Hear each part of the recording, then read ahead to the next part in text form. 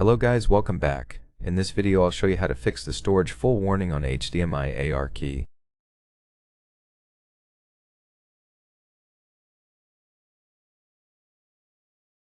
The first thing is to go into settings, then find storage.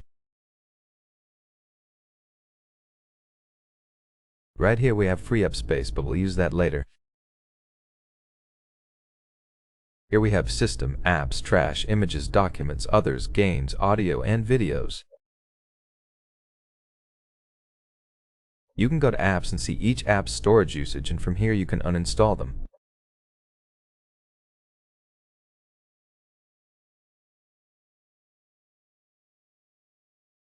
The same applies to Games, Audio, Videos, and Images. You can also move images, videos, and audio to an SD card if you have one. We also have the free up space option I mentioned earlier.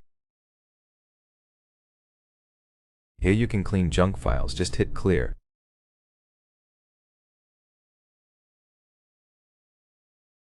You can also uninstall unused apps and delete videos and photos you don't need. That's pretty much it. Thanks for watching. Don't forget to leave a like, and see you in the next one.